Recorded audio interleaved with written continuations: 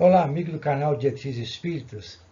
Estamos aqui novamente para poder discutir com vocês um pequeno estudo, desta vez sobre um livro que é muito importante para nós que somos espíritas, mas que precisa ser melhor analisado, melhor interpretado e, acima de tudo, deve ser vivenciado nas suas menções, nas suas referências, no nosso dia a dia, no nosso relacionamento humano, junto àqueles com quem nós convivemos diariamente.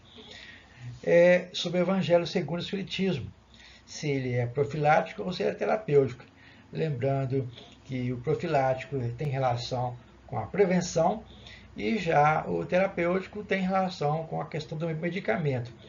Então, a gente tem que analisar de que forma nós estamos utilizando esse fantástico livro, um dos mais lidos da doutrina espírita, mas que precisa ser mais compreendido e, como eu coloquei no início, vivenciado nas suas máximas. A gente vai então verificar que esse livro foi lançado, a sua primeira edição, né, em abril de 1864, e essa obra ela é importante porque ela pode ser utilizada por todos, porque diz respeito às leis, né, trabalhadas por Jesus, né, vivenciadas por Jesus, né, e com isso fica mais fácil de nós entendermos. O diferencial que vai existir para nós que somos espíritas é em função de nós, através da doutrina espírita, termos uma compreensão mais clara sobre a questão entre o relacionamento entre nós, os encarnados, e o mundo invisível, a questão da lei moral, né? E deixando claro que os espíritos que colaboram aqui na Terra, eles ensinaram essa moral em todas as religiões, em todas as épocas da humanidade, vamos dizer assim. Então, é apenas mais um livro que surgiu, né? Ele é, vamos dizer assim, uma busca constante, né, da parte da moral. E o principal de tudo, como colocamos no início, é o conselho dado pelos Espíritos de nós utilizarmos isso na vida diária. E essa instrução, de acordo com os Espíritos, elas vêm direto daqueles Espíritos que colaboraram com Deus aqui na Terra, através de Jesus, o seu emissário maior, para poder, então, instalar essa nova, boa nova, vamos dizer assim, em termos mais modernos. E a gente vai verificar, então, que nesse livro a gente vai encontrar que muita gente admira a moral, né? Todos proclamam a sublimidade, né? Mas, porém, pronunciam como uma fé apenas, né? Porque estão confiados a ouvir dizer, né? Mas elas precisam ser trabalhadas, porque colocam os espíritos que pouco, no entanto, conhecem a fundo e menos ainda são os que a compreendem e sabem deduzir as consequências. Daí, né, está, por muito, a dificuldade que apresenta o entendimento do Evangelho, que para a maioria dos seus eleitores é ininteligível, não entendido, porque tem algumas máximas que as pessoas não entendem e, se analisada ao pé da letra, realmente confunde. Da necessidade de nós compreendermos com a razão o que está ali inserido, não com aquela fé cega, aquela fé fanática.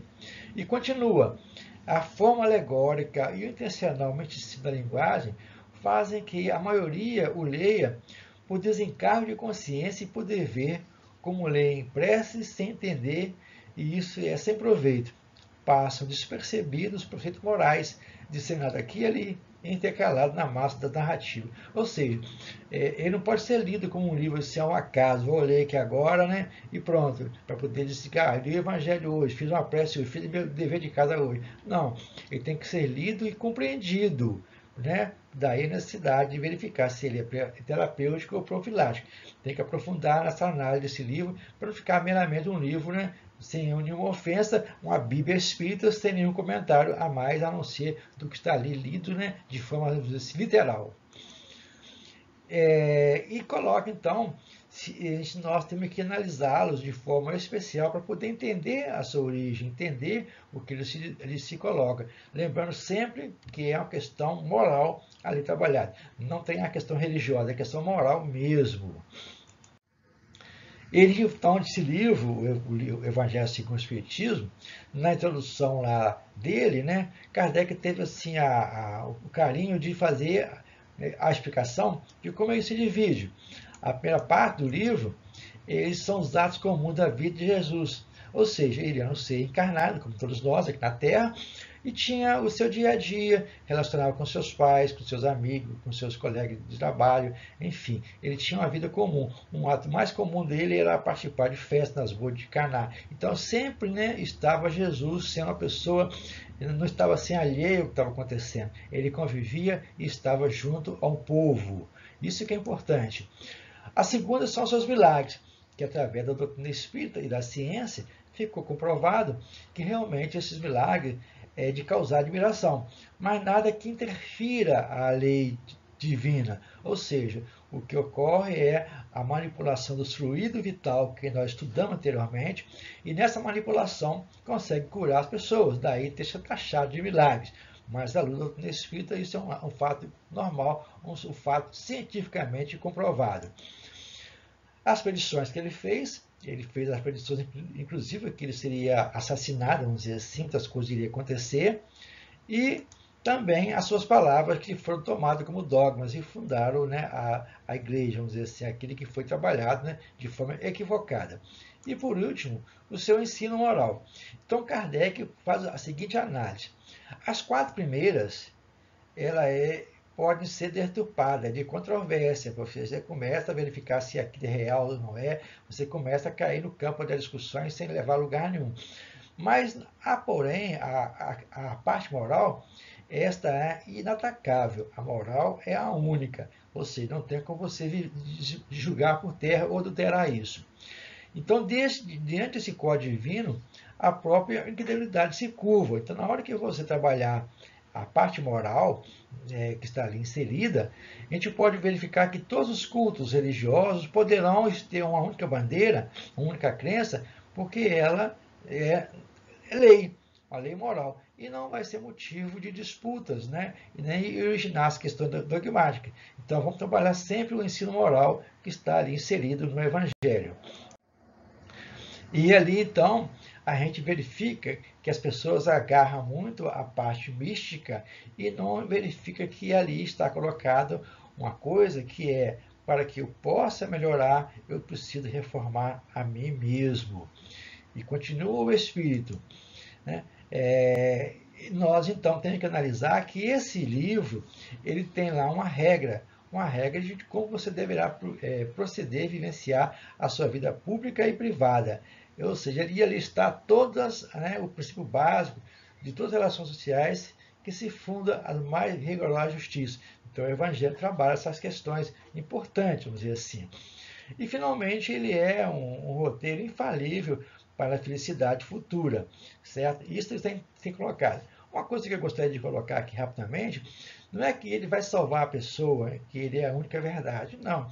Ele é um dos meios que o mundo espiritual utilizou para que essa moral, né, que foi vivenciada por Jesus, chegue a todos os corações. Mas todas as religiões no mundo todo têm um roteiro que também é infalível para chegar à felicidade. Não podemos menosprezar isso, achar que somente pelo evangelho do lado cristão é que vai salvar as pessoas. Salvar de quê? Né? Todo o conhecimento liberta as pessoas a partir da vivenciação.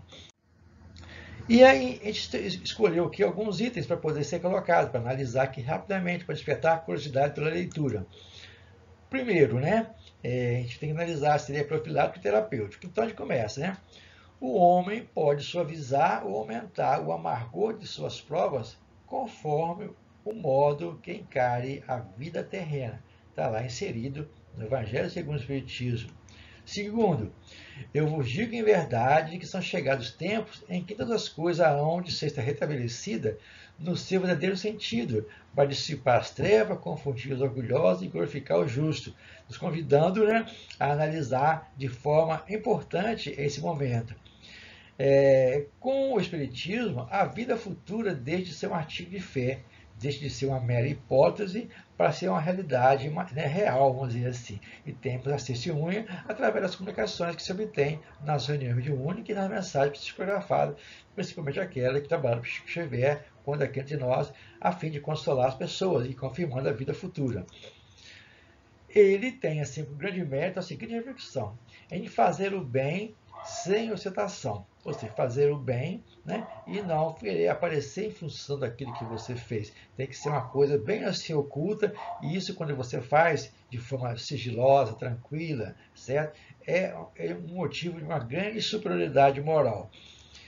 E por último, eu creio que a mais importante reflexão do livro como um todo, porque ali está resumido, né, todo o conteúdo dele, é quando se fala que reconhece o verdadeiro espírita pela sua transformação moral e pelos esforços que emprega para dominar as suas más inclinações.